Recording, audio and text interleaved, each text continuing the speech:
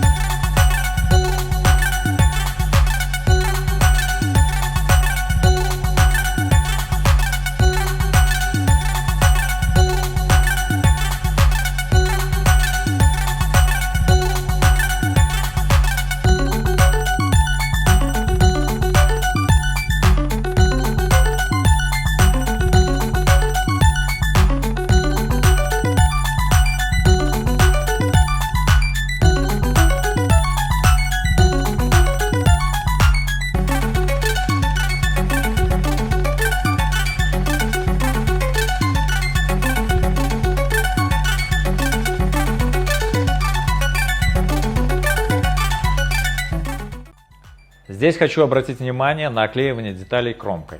Я использовал два вида кромки. Это пластиковая кромка для станочного нанесения и бумажная кромка, которую можно нанести в домашних условиях при помощи утюга. Пластиковую кромку для станочного нанесения можно также нанести в домашних условиях с помощью контактного клея и прижимной силы ваших рук. Поскольку пластиковую кромку наносить немного сложнее, чем бумажную, я ее использовал в более ответственных и видимых местах. Во всех же остальных местах я просто нанес бумажную. Цвет корпуса вашей будущей кухни может быть абсолютно каким угодно, лишь бы он соответствовал вашему вкусу. Ну а теперь мы разрешим нашей фантазии улететь в космос и добыть для нас необычную идею кухонных фасадов.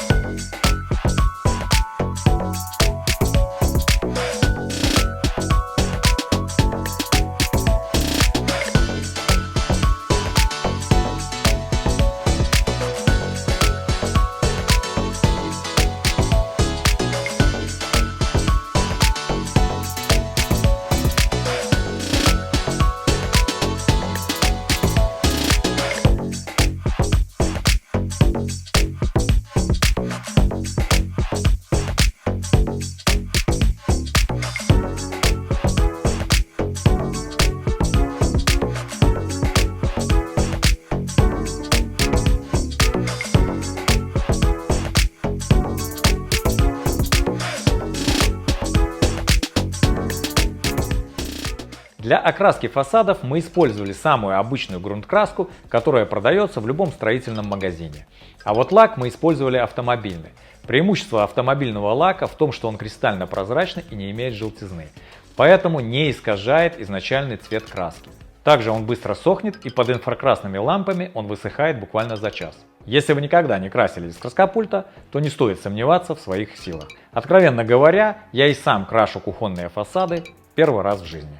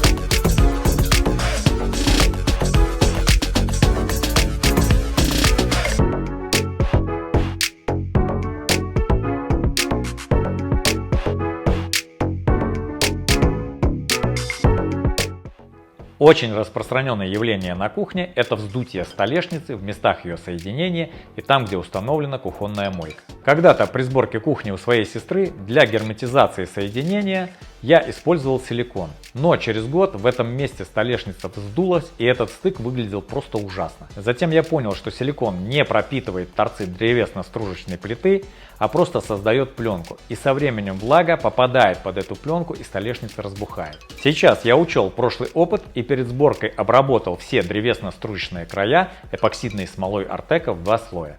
Эпоксидная смола пропитает края вглубь и будет препятствовать проникновению влаги. Если вы решите повторить мой опыт обработки смолой, то сначала убедитесь на маленьком образце, что смола не приведет к каким-либо изменениям вашей столешницы, а именно разбуханию края.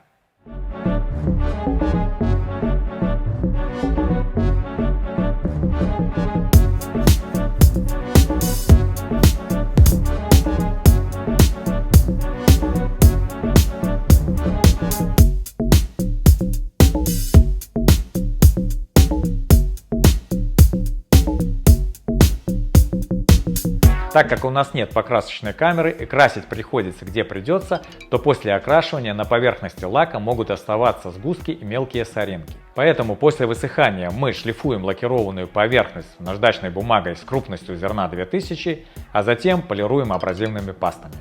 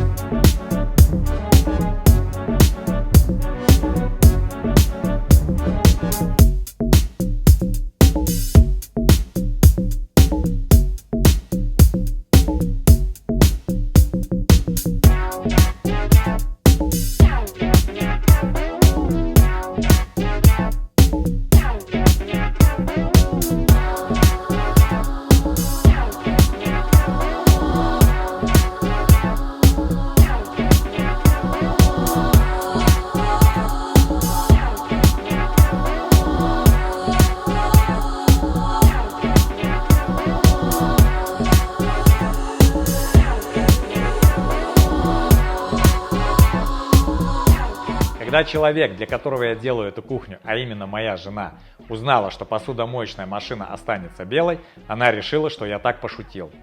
Так как у нас посудомоечная машина не встраиваемая, а обычная, то фасады установить на нее невозможно. И тогда я ей сказал: ну а что я сделаю, если у нас посудомойка такая? А она мне говорит: ты сказал, что ты шаришь в этой теме.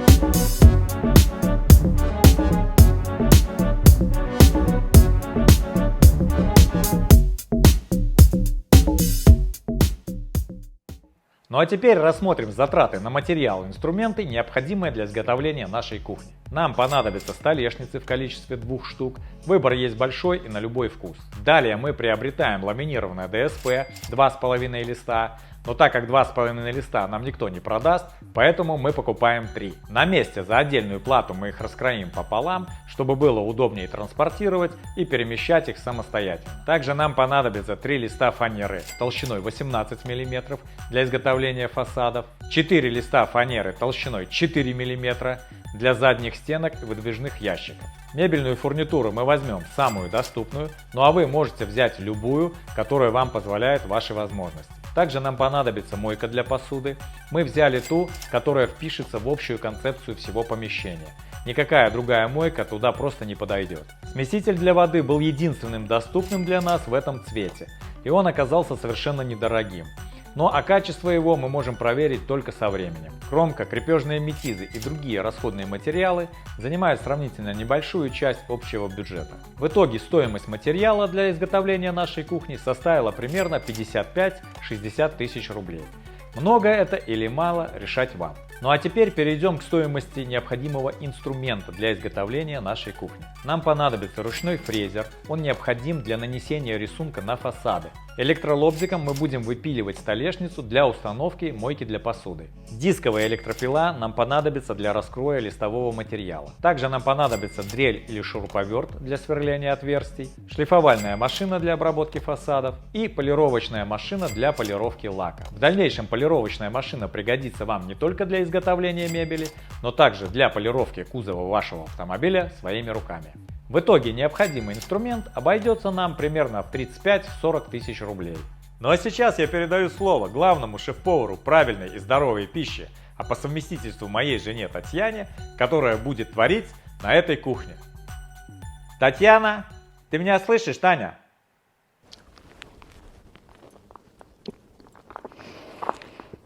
Да сколько можно?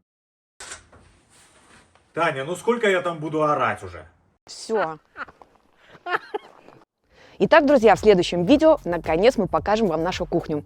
Мы покажем, какой она была до ремонта и какой она стала после. Напомним, что для кухни мы делали своими руками не только кухонные шкафы, но и обеденный стол из эпоксидной смолы, стулья, кухонный остров, люстру над кухонным островом, настенные светильники. Ну и, конечно же, мы облицевали пол и стены плиткой очень спорного сочетания.